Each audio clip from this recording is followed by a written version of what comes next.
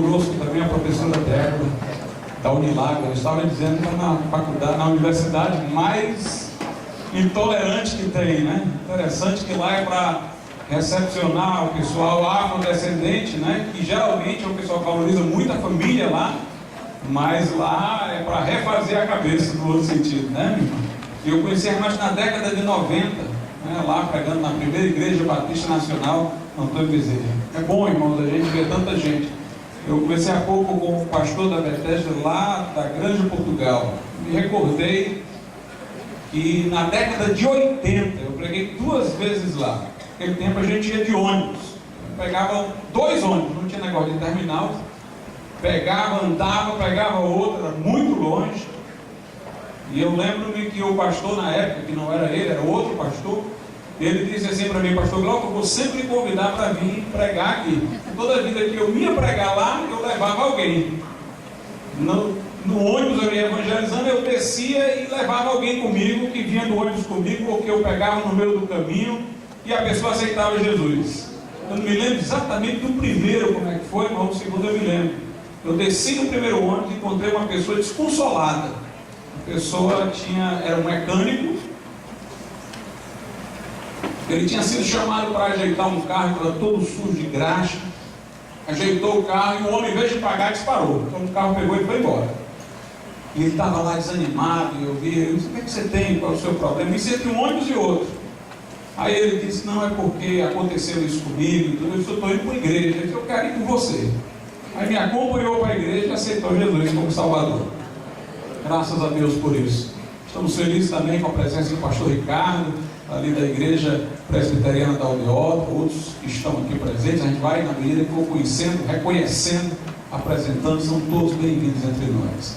Meus irmãos, eu os convido agora, já sei que sentaram, mas para que mais uma vez fiquemos de pé, para orarmos, lermos a palavra do Senhor, e depois os irmãos sintam-se à vontade para assentarmos. Vamos orar. Soberano e altíssimo Deus, nosso Pai, nós te louvamos, nós te agradecemos, porque o Senhor é bom, é misericordioso, é longânimo, é poderoso nos seus feitos e atos.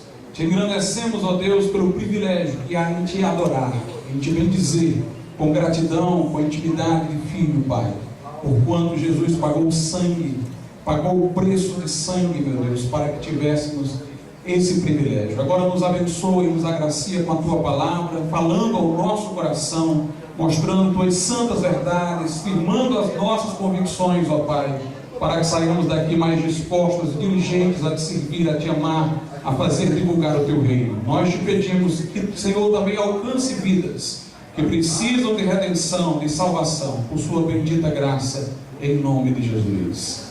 Amém. Vamos abrir as nossas Bíblias nesse momento.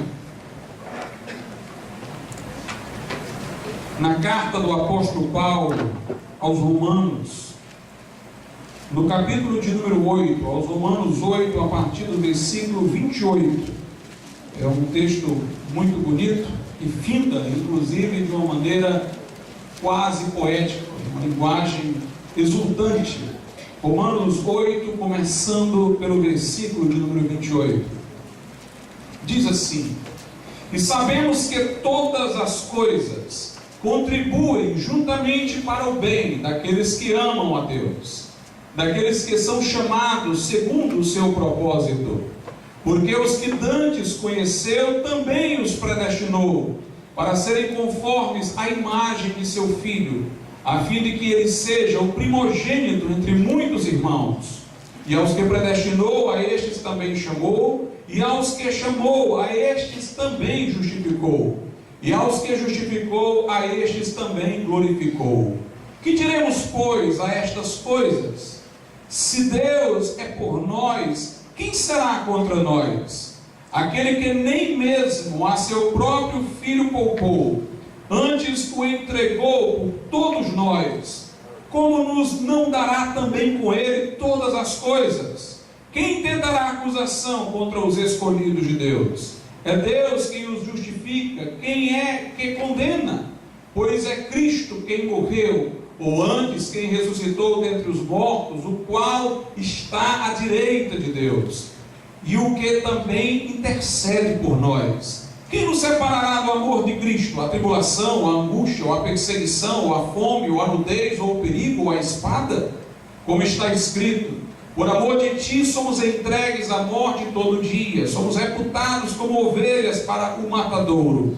Mas em todas essas coisas somos mais do que vencedores, por aquele que nos amou. Porque estou certo de que nem a morte, nem a vida, nem os anjos, nem os principados, nem as potestades, nem o presente, nem o porvir, nem a altura, nem a profundidade, nem alguma outra criatura nos poderá separar do amor de Deus que está em Cristo Jesus nosso Senhor. Podeis assentar.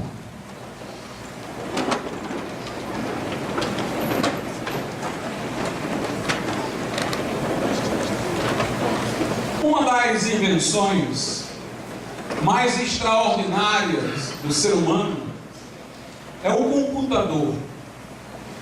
O computador, ele tem não apenas peças, elementos maquinários, hardware, mas ele tem também informações, programas com informações, faz bancos de dados, e através do paradigma do computador, muitas coisas acerca do homem, da vida, da criação, passaram a ser cogitadas.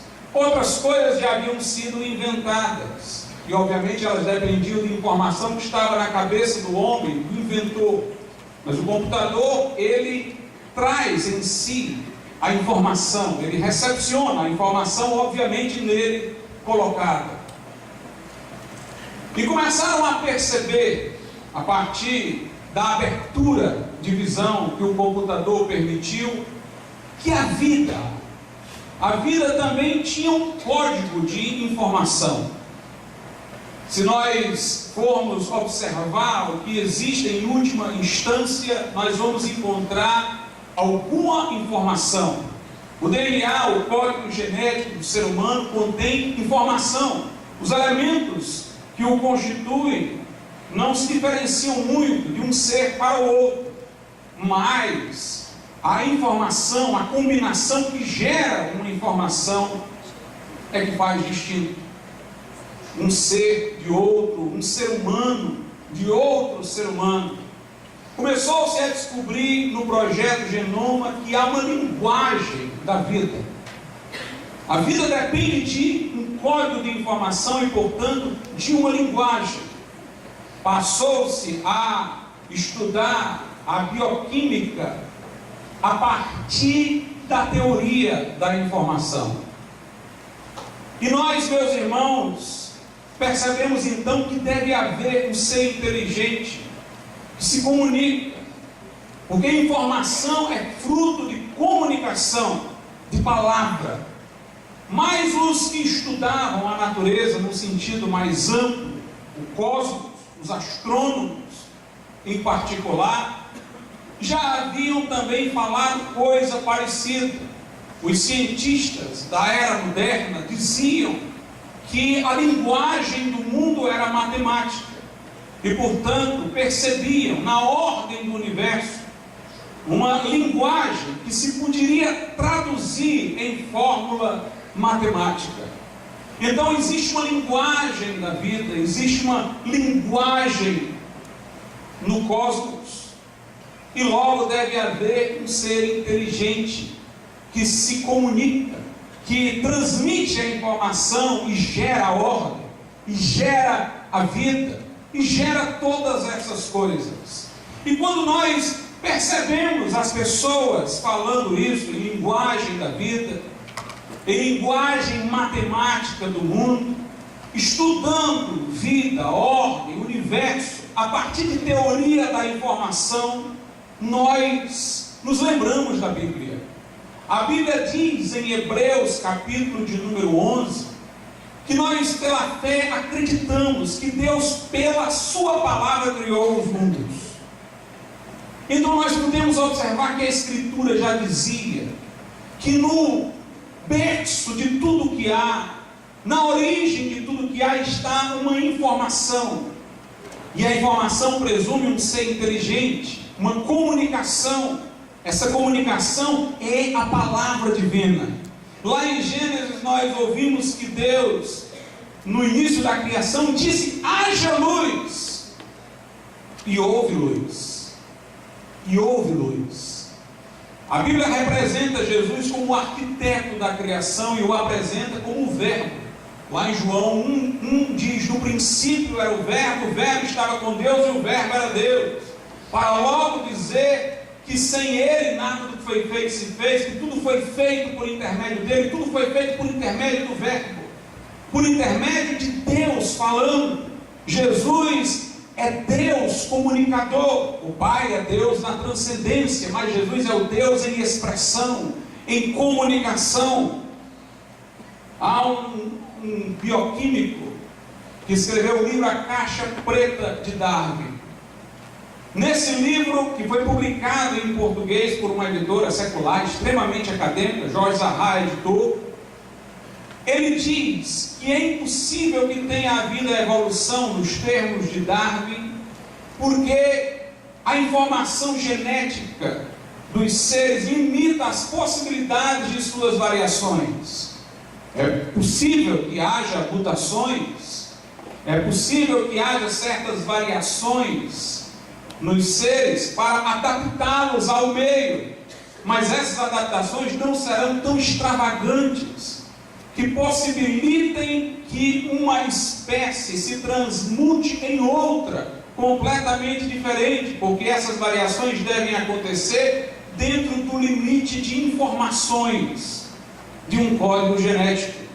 Então ele mostra que não pode haver a macroevolução, apenas a microevolução, adaptações para sobrevivência, mas sem alteração tão grande que permitisse a uma espécie se transformar em outra. Isso vai para a lógica da criação, segundo a qual Deus criou cada ser segundo a sua espécie. Mas o homem, ele tem uma excelência no meio dessa criação, porque o homem é o ser cuja razão entra numa relação de congruência com o universo. Nós somos capazes de identificar essa linguagem matemática com que o universo está ordenado. Nós somos capazes de identificar que há uma informação sobre a vida, uma linguagem da vida. Isso mostra que Deus nos criou como destinatário da sua comunicação, como destinatários da sua palavra, não só da palavra revelada, mas da palavra que sustém e mantém a ordem criada. O Salmo 19 diz que os céus proclamam a glória de Deus e o firmamento anuncia o seu poder. Anuncia para quem? Proclama para quem? Proclama para nós. Por isso que Paulo diz em Romanos, capítulo de número 1, que os atributos de Deus, bem como o seu eterno poder e divindade, se revelam a nós nas coisas criadas, de modo que se os homens não creem, são inexcusáveis. A Bíblia diz o que de Deus se pode conhecer neles, nos homens. Se mostra, se dá a conhecer. Em João 1, a Bíblia diz que Jesus é a luz que alumia todo homem que vem ao mundo. Este verbo que sustenta o universo é que nos ilumina enquanto ser humano, dá-nos a racionalidade que permite perceber todas essas maravilhas, que permite ouvir o som da voz de Deus na ordem criada. Por isso que nós temos a possibilidade da ciência como seres humanos. Fomos criados eretos, diferentemente de muitos animais, com a possibilidade de erguer os olhos aos céus e contemplar a glória das coisas criadas. Portanto, o que a ciência diz está exatamente dentro da moldura da Bíblia. Nós até percebemos que ela está chegando atrasada naquilo que a Bíblia já nos assegurava, já nos certificava. O homem foi criado à imagem e semelhança de Deus, como coroa da criação de Deus, porque ele foi dada a aptidão de perceber todas essas maravilhas. Quando a ciência moderna surgiu, Sua origem estava dentro de uma visão cristã do mundo. Deus criou todas as coisas, ordenou. Kepler dizia, quando descobria algo, acabei de pensar um pensamento de Deus. Algo que Deus pensou quando criou, eu agora pensei em retrospectiva. Mas, com o passar do tempo, foi surgindo o deísmo. O deísmo é uma concepção segundo a qual Deus criou todas as coisas, ordenou todas as coisas, mas já não mais interfere no curso dos acontecimentos. É como um ser que deu corda no relógio, mas agora deixa o relógio funcionar com a corda que lhe foi dada e não interfere. Então Deus estabeleceu leis para o universo e deixa o universo andar segundo essas leis. Não há milagres, não há resposta às orações. Deus não interfere no curso dos acontecimentos humanos. Eles reconheciam que Deus criara o mundo pela sua palavra.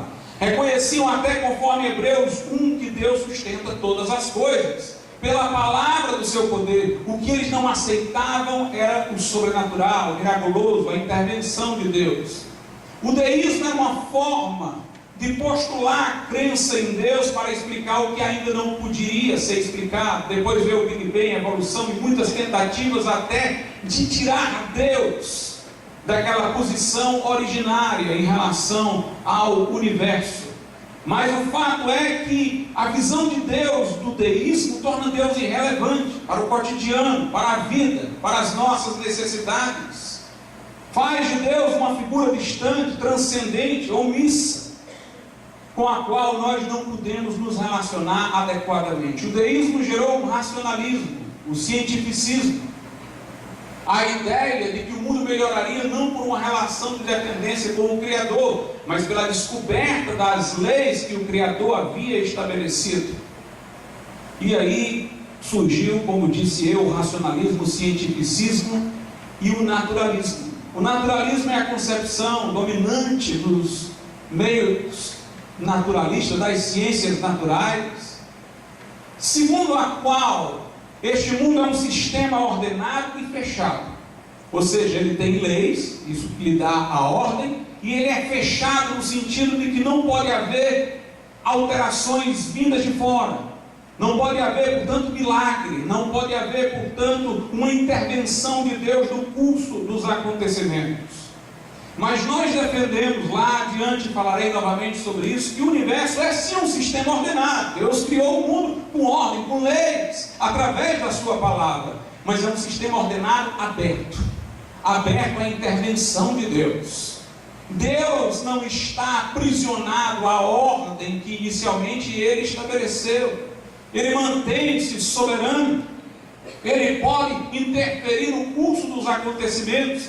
E é tão verdade que o universo é um sistema ordenado, aberto, que C.S. Lewis dizia que ainda que nós até nem falássemos em Deus, falássemos apenas no homem, ainda diríamos que este universo, este mundo é um sistema ordenado, aberto à intervenção do homem.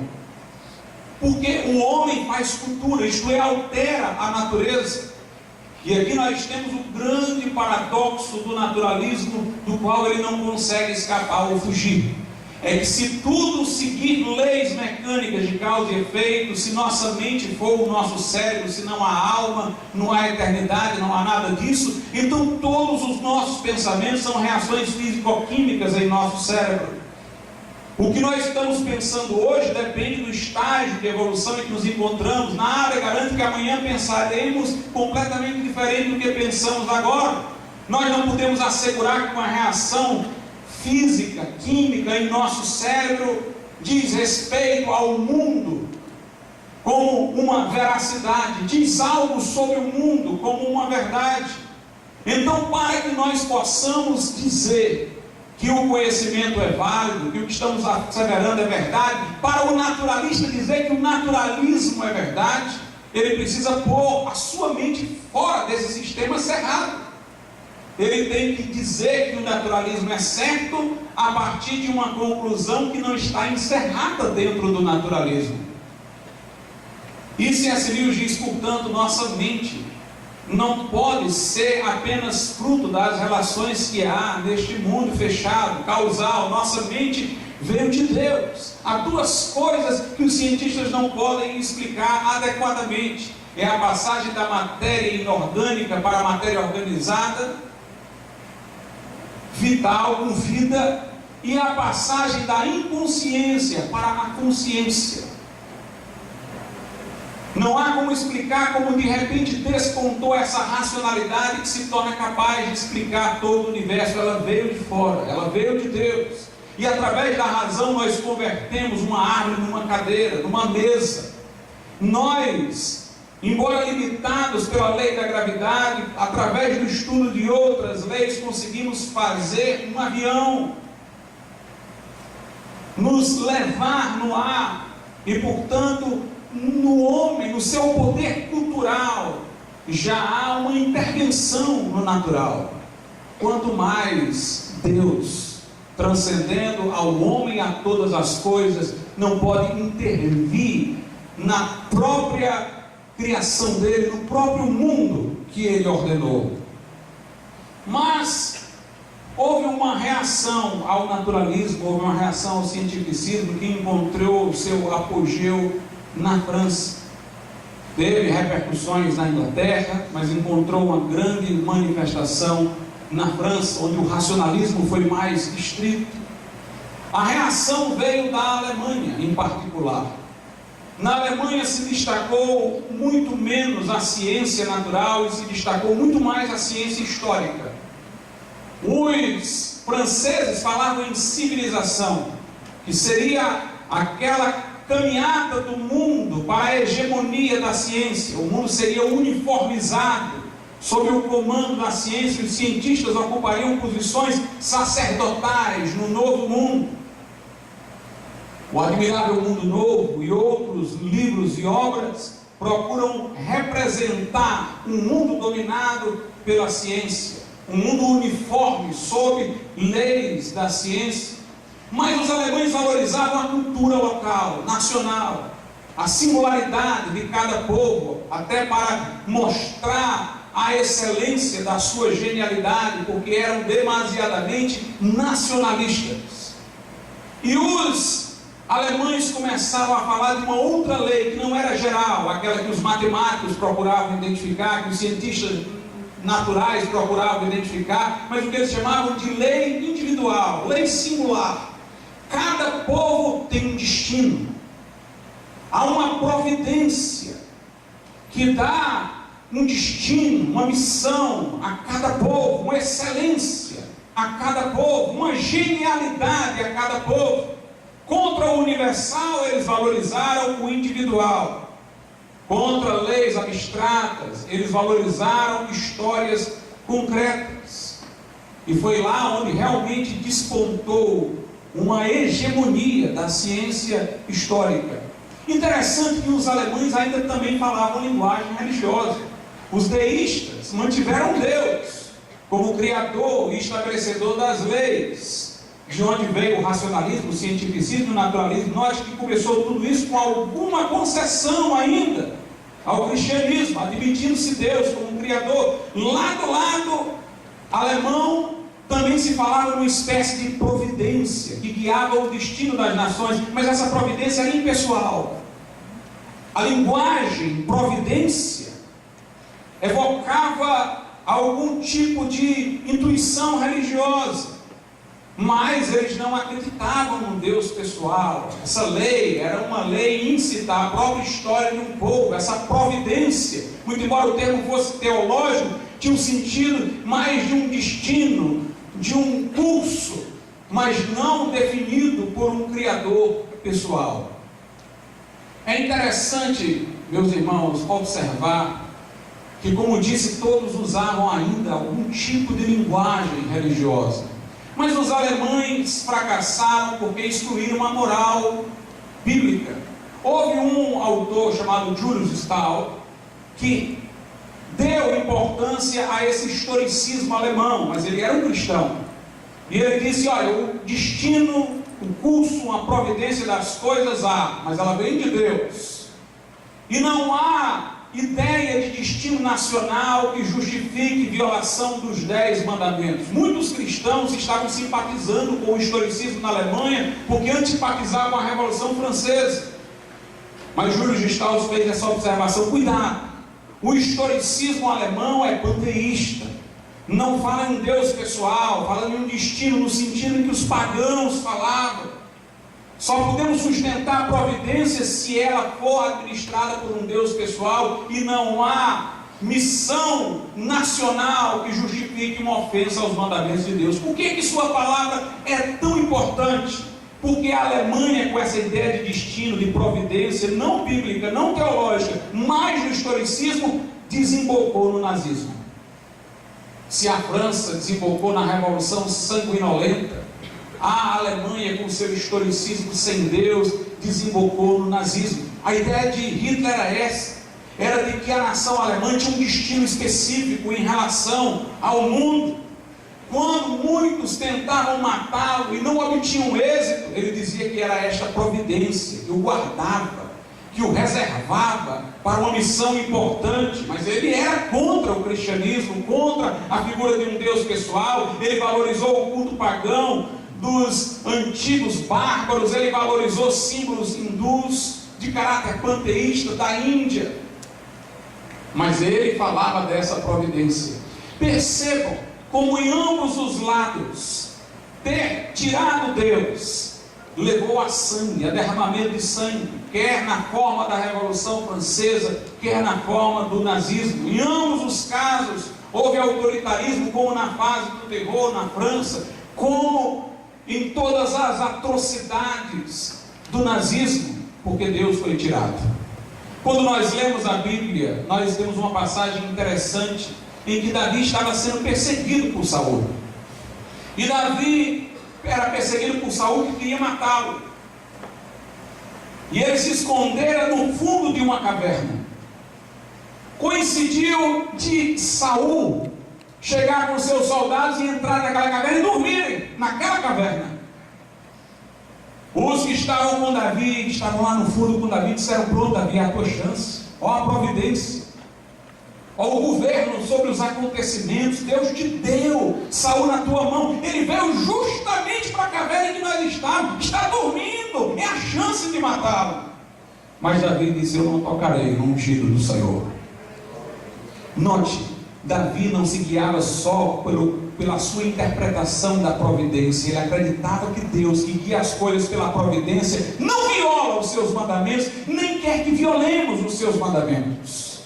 O que faltou aos alemães foi isso: eles se entregaram a uma providência cega, amoral, e se entenderam como aqueles que tinham um destino especial, acima de qualquer padrão, acima de qualquer regra.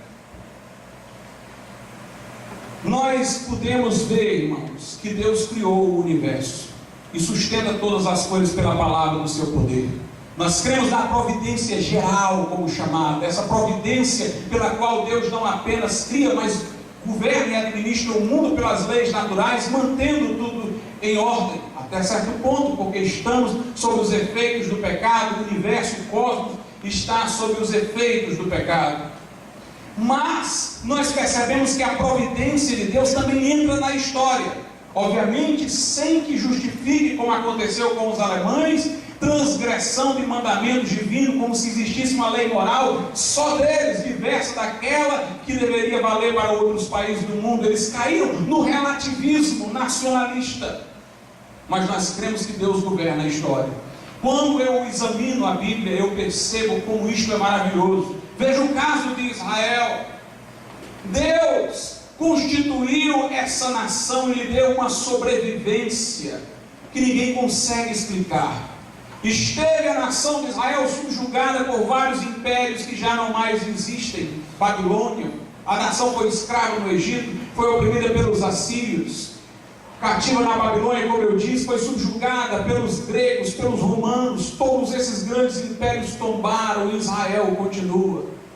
Interessante que nós vemos, irmãos, que o Deus da Bíblia não homenageia Israel de uma maneira que não lhe venha a punir por seus erros. Nós vemos que Deus garantiu a sobrevivência dessa nação e reserva um propósito especial ainda para ela, mas nós percebemos que ela esteve subjugada por esses reinos, em punição por seus pecados, ficou na Babilônia pelos anos que não deixou a terra descansar, conforme o mandamento de Deus, de que a terra deveria descansar de 7 em 7 anos, era o sábado da terra. Nós percebemos como eles foram espalhados, depois pelos romanos, porque recusaram a oferta do Evangelho, a oferta de Cristo. Eles têm sofrido, mas nós reconhecemos que Deus tem um plano e um propósito para essa nação. Como diz a Bíblia, isso em sua terra como povo e nação, é o que diz o profeta Isaías, assim aconteceu, e hoje esta nação é oprimida pelos seus adversários, conforme a Bíblia diz, até que se completem os tempos dos gentios.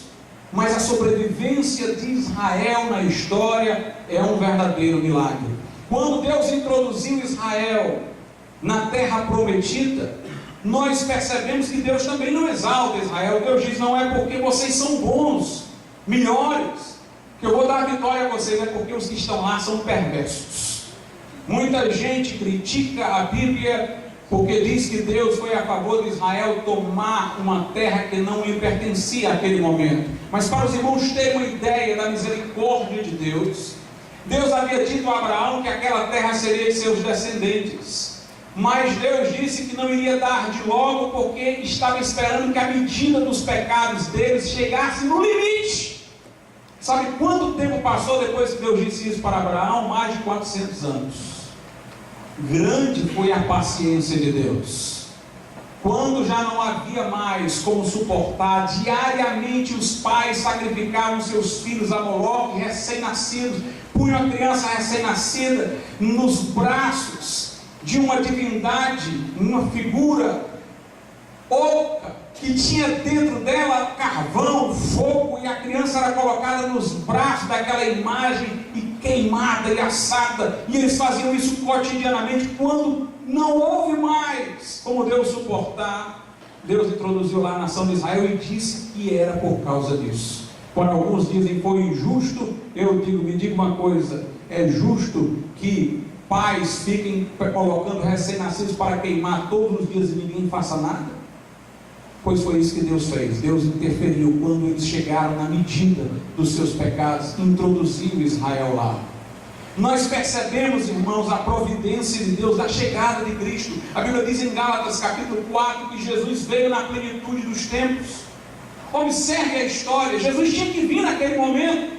A língua grega havia sido universalizada pelas conquistas de Alexandre Magno, portanto havia uma língua com que se poderia pregar o Evangelho em toda parte no direito romano e ser compreendido. O Império Romano construíra estradas, interligando todas aquelas cidades e povos, permitindo a viagem dos missionários. A filosofia estoica tornara-se hegemônica e na Roma, no Império Romano. Sêneca era estoico, Marco Aurélio, imperador, era estoico. O estoicismo falava num pensamento universal, enquanto os deuses pagãos eram locais, o nacionalismo pairava. A filosofia estoica falava de uma cidade universal, de um direito natural, e portanto criava a infraestrutura mental para recepcionar a ideia de uma religião universal, de um Cristo que é Senhor, não desse povo, daquele outro, mas de todos os povos. Deus preparou de tal maneira, irmãos, que os cristãos conseguiram o que os filósofos gregos não conseguiram. Os filósofos gregos tinham uma elevada moral, mas não conseguiam passar isso para o seu povo, e os cristãos passaram essa moral para o mundo inteiro. Os judeus já tinham anos e anos de existência, liam as escrituras do Velho Testamento, mas a Bíblia só ficava entre eles. Chegaram os cristãos e a Bíblia, a mesma Bíblia com o Velho Testamento judaico, está em todo o mundo, porque houve a mão da providência de Deus. Nós percebemos isso na Reforma Protestante. Deus preparou a Reforma, o espírito crítico que o renascentismo trouxe, permitiu que os dogmas da igreja não fossem mais tidos como infalíveis. A Renascença trouxe a ideia de volta às fontes, voltaram a Platão, Aristóteles e voltaram aos originais da Bíblia. E Lourenço Valla, que foi um grande renascentista, nem evangélico era, viveu antes, até ele viu equívocos que levavam a falsas doutrinas na versão vulgata, latina da Bíblia. E depois as correções que ele fez possibilitaram a interpretação correta que levou à reforma, e até a própria Igreja Católica fez as correções ao longo do tempo que ele próprio sugeriu. Nós percebemos que os reis naquele momento estavam desestimulados com a igreja por causa das intervenções das políticas nacionais. Deus preparou todo o cenário para que a Bíblia pudesse ser traduzida. Houve a invenção da imprensa antes, que permitiu não apenas a difusão das teses de Lutero, mas a tradução da Bíblia que ele fez. Interessante que quando John Hus, que foi um precursor da reforma, foi condenado pelo concílio de Constança à fogueira por estar pregando a mensagem que mais adiante Lutero pregaria, no caminho para a fogueira ele foi humilhado. Ele levava na cabeça um chapéu cheio de ofensas, como se ele fosse Judas Iscariotes. Ele ia amarrado, deram-lhe um cálice para depois tirar. E próximo à fogueira alguém lhe disse, removendo o cálice de sua mão: tu não és digno do cálice do Senhor. E ele, indo para a fogueira, disse: te digo que hoje mesmo eu beberei lá no céu. E então o acusador disse: eu te entrego, Judas Iscariotes, entrego ao fogo.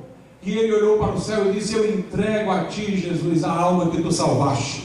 E ele morreu cantando. Rus, na linguagem da sua nacionalidade, significava ganso. E antes de morrer ele disse: hoje morre o ganso, mas daqui a 100 anos Deus levantará um cisne que ninguém poderá queimar. 102 anos depois, Lutero estava fixando as teses na porta do castelo, da porta da igreja do castelo de Wittenberg. Quando perguntaram a Lutero sobre a profecia de Hus, ele disse: eu sou o cisne de que Hus falou. Deus tem governado, portanto, por sua providência. Até mesmo o nazismo, irmãos. Se não tivesse havido o nazismo, Israel não teria voltado para a sua terra. O mundo nunca gostou de judeu, mas se solidarizou com eles depois do Holocausto e permitiu isso a decisão da ONU para fazê-los voltar à sua terra. Talvez, se eles não tivessem voltado para lá, estavam sendo mortos paulatinamente e já teriam sido mortos em número muito maior do que no nazismo. Morreram muitos no nazismo de uma vez só, mas isso lhes permitiu a reconstrução nacional. E finalmente, aquilo que é mais importante na providência histórica é que o verbo que sustenta todas as coisas, o verbo pelo qual todas as coisas foram criadas, se fez carne e habitou entre nós. Jesus veio para buscar e salvar o que se havia perdido. Algumas pessoas dizem assim: pastor, se Jesus veio nos resgatar, dar a sua vida por nós naquela cruz, obviamente é porque havia um mundo caído, havia pecado. Por que Deus não destruía o mal, não destrói agora o mal, sem precisar de que Jesus tivesse vindo, ou mesmo agora que ele já veio, por que não destrói? Em primeiro lugar, irmãos, porque Deus estabeleceu que a alma que pecar, essa morrerá. Estabeleceu a sua lei, as consequências do pecado. Deus não se retrata de sua lei, isso é que nos dá confiança de que ele não se retrata de suas promessas. Se Deus pudesse se retratar de suas leis, eu não confiaria em suas promessas. Mas ele é tão inflexível em sua lei, que suas promessas merecem confiança. Mas ele encontrou um meio de os nossos pecados serem pagos e compensados, de sua lei ser atendida e sua oferta de misericórdia nos chegar, enviando seu Filho para dar sua vida por nós, levando os nossos pecados naquela cruz e sangrando em nosso lugar, o justo pelos injustos, para levar-nos a Deus. Sendo homem, podia morrer por outros homens, sendo justo, pode morrer pelos injustos, e sendo Deus, poderia fazer uma obra de valor infinito, que a todos alcançasse em todas as épocas, em todas as gerações. E por que Deus não acaba agora com o mal? Porque Deus quer nos redimir do mal primeiro. Tinha um modo de Deus acabar com o mal agora, era destruindo a todos nós. Porque o mal está em nós. Sofonias diz isso, um dia isso vai acontecer, um dia a longanimidade de Deus vai terminar e Deus vai destruir o mal mesmo. Mas aí os homens que não tiverem sido redimidos serão destruídos por ele. Sofonias 1, versículos 2 e 3. Hei de consumir por completo tudo de sobre a terra, diz o Senhor. Consumirei os homens e os animais, consumirei as aves dos céus e os peixes do mar, e os tropeços juntamente com os ímpios.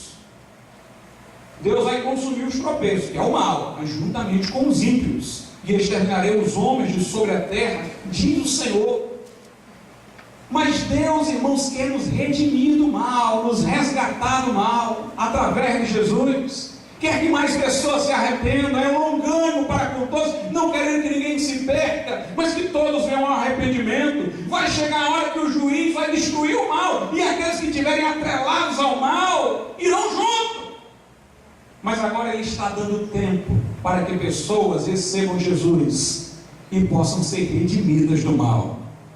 Há 3 palavras na Bíblia que falam do que Jesus fez. É a palavra propiciação, a palavra redenção e a palavra reconciliação. Propiciação é o que Jesus fez em relação a Deus.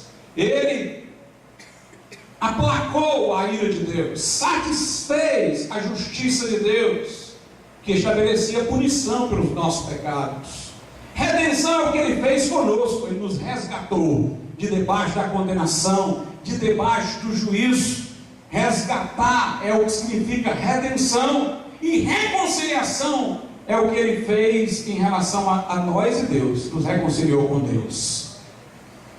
Ele nos redimiu, Ele propiciou para Deus e Ele nos reconciliou com Deus. Ele fez a obra perfeita para a nossa salvação.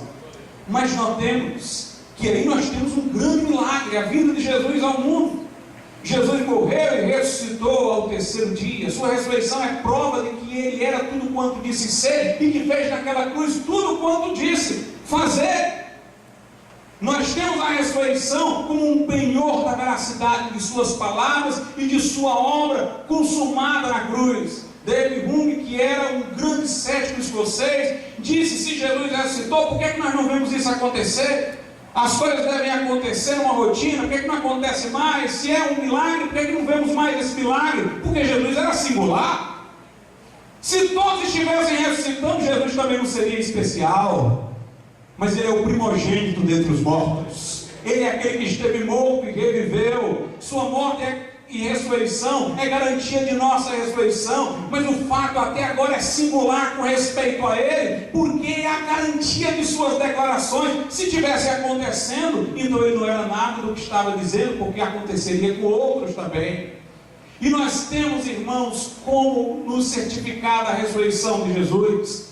Se nós levássemos as provas que a Bíblia traz a qualquer tribunal, ele teria que confirmar, a não ser que tivesse um preconceito de que não haja sobrenatural. Um historiador teria que admitir, a não ser que seu preconceito não reconhecesse a sobrenaturalidade, porque foram mais de 500 testemunhas. A moralidade do cristianismo era radicalíssima, particularmente quanto à veracidade das palavras sim, sim, não, não. Nem juramento se poderia fazer, porque se deveria ter uma palavra fidedigna. Por outro lado, estas testemunhas deram a sua vida por aquilo que disseram, não se contradisseram, mantiveram sua palavra. Nós não vemos isso acontecer em lugar nenhum. Elas não iam cantando, dizendo que viram o Senhor Jesus ressurreto. Isso é prova segura de que Jesus ressuscitou e era quem disse ser. Mas todo milagre é através da palavra. Temos dito isso. Deus age através da palavra. Ele criou o mundo pela palavra, Ele sustém pela palavra. Jesus era a própria palavra encarnada. E todos os milagres de Deus são a sua palavra. Esse sistema não é fechado, é ordenado, mas aberto a novas palavras de Deus. E nós somos transformados pela palavra. A mensagem de que Jesus morreu naquela cruz é uma mensagem que nos tem por destinatários, é algo que Deus está falando a nós, e o que Deus fala produz. Jesus disse: minhas palavras são espírito e vida. Paulo diz: o Evangelho é o poder de Deus para a salvação de todo aquele que crê. Se os judeus não foram transformados, é porque, como diz lá em Hebreus, não misturaram a fé à palavra. Mas se você recebe a palavra com fé, você se torna destinatário dela, para receber o perdão de pecados, para ser transformado pelo poder de Deus. Nós encontramos, irmãos, na Bíblia alusão a isso, de que Deus opera pela sua palavra em milagres. O cego que Jesus curava, ele dizia: vê, e o cego via. Ele dizia ao paralítico para andar, e o paralítico andava. Ele disse para Lázaro: Lázaro sai. Lázaro saiu do sepulcro, e se ele não tivesse dito o nome de Lázaro, tivesse dito só sai, o cemitério inteiro tinha saído. É pela sua palavra que ele gera milagres. Entendeu isso bem o centurião? Quando foi até Jesus pedir pelo seu servo doente, Jesus disse: eu vou lá. Ele disse: eu não sou digno de que entreis em minha morada, mas disse daqui uma palavra e o meu servo será curado. Jesus disse: nunca vi em Jerusalém tamanha fé. Vai, o teu servo está curado. Meus irmãos, o Deus que criou o mundo pela palavra, que mantém o universo pela palavra, não é o Deus que emudeceu, que fechou a boca. Ele ainda fala, sua voz despedaça o cedro do Líbano, sua voz ainda é proclamada. Jesus disse: nem só de pão viverá o homem, mas de toda a palavra que sai. Não apenas saiu, mas sai da boca de Deus. Eu não estou defendendo novas revelações doutrinárias, nem estou defendendo que a Bíblia não é a completa regra de fé e prática, mas eu estou dizendo que este livro continua falando. Este livro continua falando. E aí eu lembro mais uma vez a providência de Deus. Paulo, por causa de suas pregações, foi preso. Naquele tempo, alguns irmãos talvez dissessem: que pena, Paulo está preso. Mas a providência de Deus, que governa todas as coisas, sabia o futuro. Paulo preso, falou para todos nós. Solto, só falou para aquele tempo. Escreveu suas cartas da prisão. Ele disse: eu estou preso, mas a palavra de Deus não está. E Deus continua falando a corações ainda hoje, porque Ele é o Deus vivo, é o Deus que intervém, como dizia Francis Schaeffer, é o Deus que opera, é o Deus que abre o mar vermelho, é o Deus que derriba as muralhas de Jericó, que fecha a boca dos leões, que liberta da prisão. É o mesmo Deus de ontem, de hoje e de sempre. Somos regenerados pela palavra de Deus. A Bíblia o diz lá na Epístola de Pedro, primeira Epístola, capítulo 1, a partir do verso de número 23. Sendo de novo gerados ou renascidos, não de semente corruptível, mas da incorruptível, pela palavra de Deus viva e que permanece para sempre. Porque toda a carne é como a erva, e toda a glória do homem como a flor da erva. Secou-se a erva e caiu a sua flor, mas a palavra do Senhor permanece para sempre. E esta é a palavra que entre vós foi evangelizada. A palavra de Deus gera nova vida quando cremos nela, é que nos faz renascer. E aqui eu lembro as palavras de Martinho Lutero. Ele disse: o nosso Deus não gosta de aproveitar as coisas. Quando Ele criou do nada. E Ele disse: faça-se nada para que Ele crie uma nova vida em você. Admita o seu pecado, reconheça que você não tem nada a oferecer. Ele não quer aproveitar alguma coisa aí que tu tem, não, que o que tu tem não vale nada. Ele quer que tu te faças nada, para que Ele faça algo em tua vida.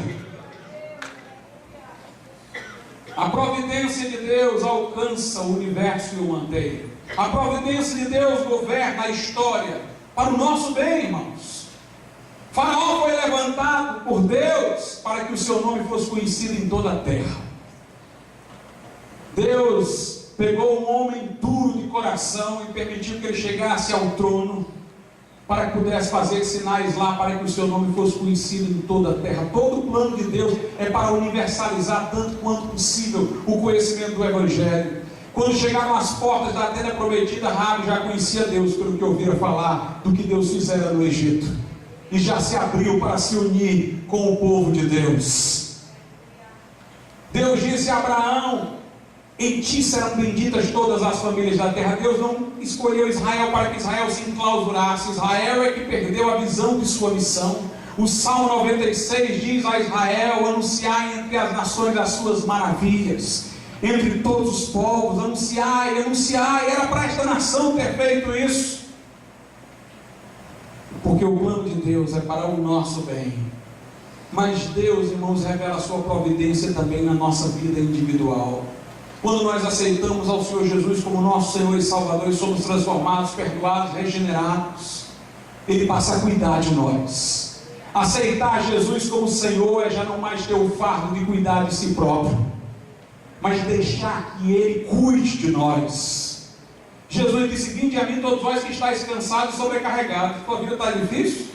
Está sendo difícil governar e ministrar? Então traga para mim, que eu vos aliviarei. Tomai sobre vós o meu jugo. Esse colarinho aqui não foi invenção da Igreja Católica, não, foi dos presbiterianos escoceses. Era para representar um jugo no pescoço do pastor, o escravo de Deus. Tomai sobre vós o meu jugo e aprendei de mim, que sou manso e humilde de coração, e encontrareis descanso para as vossas almas. Ele está dizendo que se nós entregarmos a Ele a nossa vida, Ele passa a cuidar de nós. É isso que o deísmo não aceitava. É isso que o historicismo, que só queria a intervenção de Deus no plano nacional, não aceitava. Que Deus possa se preocupar com o indivíduo, com a pessoa individual. Os historicistas falavam de nações, os deístas falavam do universo, mas Deus fala de pessoas. Deus chamou Zaqueu pelo nome, antes que Zaqueu se apresentasse. Chamou Saulo pelo nome, no caminho de Damasco.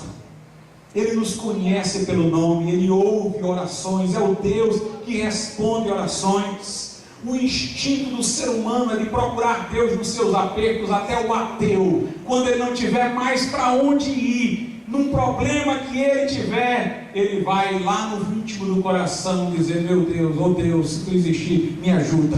Como a criança na escuridão instintivamente começa a gritar por alguém, assim também o homem na sua aflição naturalmente grita por Deus. Há uma espécie de intuição de que Deus responde, de que Deus nos ouve, de que Deus pode nos socorrer, nos ajudar. O Deus em quem cremos é o Deus que cuida de nós. A Bíblia diz: lançando sobre Ele toda a vossa ansiedade, porque Ele tem cuidado de vós. Até os cabelos da nossa cabeça estão contados, diz a Bíblia Sagrada. Tomé caiu aos pés de Jesus e disse: meu Senhor e meu Deus. Meu Deus, meu Senhor, dele em particular. A Bíblia diz: entra no teu quarto, fecha a porta, e o teu Pai, não o nosso Pai, não, teu Pai, que tiver em secreto, está ali numa reunião secreta contigo, te recompensará. Esse é o nosso Deus. É o Deus que nos trata como indivíduos, que nos trata como pessoas. Se houvesse só você no mundo, Jesus teria morrido por você. Porque Jesus não morreu por multidões, Ele morreu por pessoas. Ele deu a sua vida por pessoas. Por isso que Paulo diz: não sou eu quem vive, mas é Cristo que vive em mim. E essa vida que eu agora vivo, ele disse: vivo pela fé no Filho de Deus que me amou. Ele personaliza: que me amou e a si mesmo se entregou por mim. O nosso Deus é aquele que diz: quando atravessares as águas, elas não te afogarão. Quando passares pelo fogo, o fogo não arderá em ti. Nunca te deixarei, nunca te desampararei. Esse é o Deus da Bíblia, é o nosso Deus.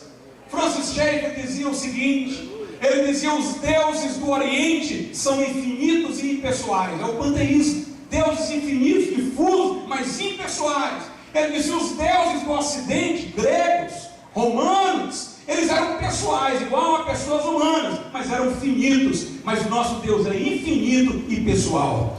Como Deus infinito, Ele está distantíssimo de mim. Como disse Calvart, Ele é um totalmente outro. Eu estou tão distante de Deus quanto uma pedra. Enquanto Deus levado em conta na sua infinitude, mas enquanto pessoal, Deus está próximo de mim. Ele é infinito e Ele é pessoal. Como Deus infinito, é como eu estou dizendo, eu estou tão distante de Deus quanto uma pedra. Mas na medida em que Ele é pessoal, eu estou mais próximo a Ele do que uma pedra, do que um vegetal, do que um animal, porque eu fui criado à sua imagem e semelhança. Eu sou pessoa, como Deus é pessoa. Aleluia. Os homens conseguiram inventar deuses infinitos e impessoais, deuses pessoais e finitos, mas o nosso Deus é o Deus infinito e pessoal. É o Deus de longe e de perto. É o Deus que habita na eternidade, como diz Isaías, mas também com o contrito e humilde de espírito.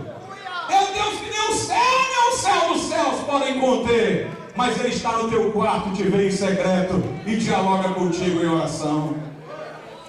Esse é o nosso Deus. E os anjos estão aqui como espíritos ministradores a favor dos que hão de herdar a salvação. Uma vez eu estava numa reunião da faculdade, e aí um professor de sociologia estava conversando com o outro e falaram em anjos. Aí aquele professor de sociologia disse assim: não, em anjo, nem o Cláudio crê em anjo. Ele achava que eu já estava intelectualizado academicamente, que mantinha só Deus do deísmo lá e não acreditava em anjo. Mas eu fui logo antecipando, eu disse: acredito em anjo. Eu acredito também que existe diabo e céu e inferno. Eu disse: opa!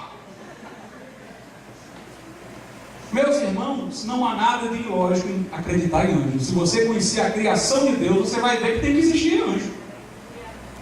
Tem que existir anjo. Vejam os seres que Deus criou. O vegetal. O vegetal tem espécie, mas não tem indivíduo. Não existe um vegetal individual. Ele não sente a si próprio. Ele não se identifica individualmente. Ele não foge do perigo. O vegetal só existe enquanto espécie.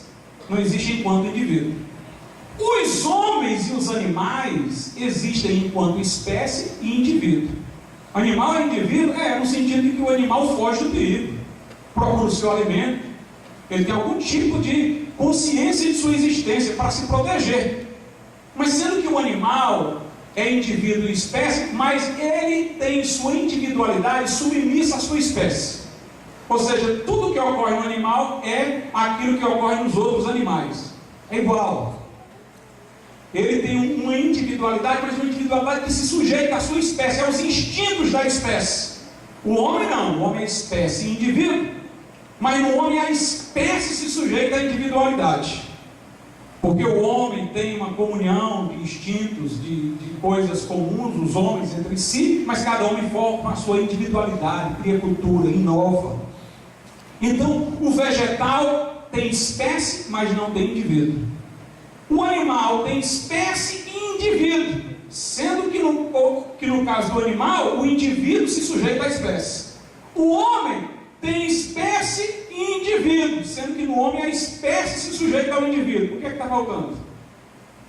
Falamos de um vegetal que é espécie sem indivíduo, de animais e homens que são espécie e indivíduo, mas sendo que a sujeição se inverte. O que é que está faltando? O indivíduo sem ser espécie. O indivíduo sem ser espécie é o anjo. Nenhum anjo é o de outro. Eles não têm espécie. Porque o que faz as plantas, os vegetais serem espécie é que procedem de uma mesma semente. O que faz os homens serem espécies dos animais é que procedem do mesmo tronco. Um gera o outro. Mas todos os anjos foram criados individualmente. Não há nenhum anjo que derivou do outro. Então os anjos são exclusivamente indivíduos, sem espécie. Então, se Deus criou espécie sem indivíduo, indivíduo e espécie, mudando até a ordem de sujeição no animal, espécie sujeita ao indivíduo, no homem, indivíduo sujeito à espécie, para completar tudo, Deus precisava criar os seres individuais sem espécie. Esses são os anjos. Nenhum anjo veio do outro, todo anjo veio de um ato específico de Deus. E esses anjos nos são guardiães. Aleluia! Nos são guardiães. Deus está governando com cuidado a vida do crente. Mas nós não passamos por tribulações, pastor. Passamos. Mas é como diz aqui: todas as coisas cooperam para o bem dos que amam a Deus, que são chamados segundo o seu propósito. Mas tribulação coopera para o bem. Entenda o bem que está falando aqui. Ele nos predestinou para sermos conformes à imagem do seu Filho. Esse é o maior bem, é sermos iguais a Jesus. Então as tribulações cooperam para que sejamos iguais a Jesus. Você vai encontrar força na tribulação quando você encontrar-se com Jesus nela. O mundo aborreceu a mim, diz Jesus, aborrecerá a vós. Paulo diz: conformando-me com ele na sua morte, para participar da sua ressurreição, cumprindo no meu corpo que falo das aflições de Cristo. Se eu sentir que o que eu estou padecendo aqui, na verdade, é Cristo que está padecendo em mim, então eu vou ter prazer nas aflições por amor a Cristo, como diz Paulo. E aí, quando eu estiver fraco, eu serei forte, porque o nosso Deus atua sob contrária espécie. Ele é Deus e se revela como um homem, é o contrário. Ele na cruz parecia mais fraco, mas lá é que era poderoso para salvar. Na tribulação parece que ele nos abandonou, mas lá nós encontramos um consolo secreto, porque o nosso Deus escolhe as coisas que não são para confundir as que são, as fracas para confundir as fortes. Nossa vida está oculta com Cristo em Deus. Somos vasos de barro, mas temos um tesouro escondido. O mundo vê a carcaça, mas nós vemos o brilho da luz que há dentro de nós. E podemos dizer como Paulo: se Deus é por nós, quem será contra nós?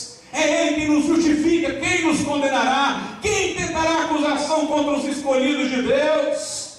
Porque estou certo de que nem a vida, nem a morte, nem o presente, nem a altura, nem a largura, nem a profundidade, nem qualquer outra criatura pode nos separar do amor de Deus que está em Cristo Jesus. Por trás da ciência árida que domina as universidades, das ideologias que desaparecem para serem substituídas por outras, está este evangelho eterno que o mundo não pode derrubar, que dá sentido à vida, que dá esperança ao crente. Por isso não nos intimidemos de confessar a nossa fé, não recuemos da nossa esperança, mas vamos brilhar no meio das trevas, vamos falar no meio do mundo hostil e vamos manter as verdades contidas na palavra de Deus, independente do que nos vier. Ainda que o inimigo venha como a torrente das águas, o Senhor arvorará contra ele a sua bandeira, porque maior é o que está em nós do que o que está no mundo. Vamos ficar de pé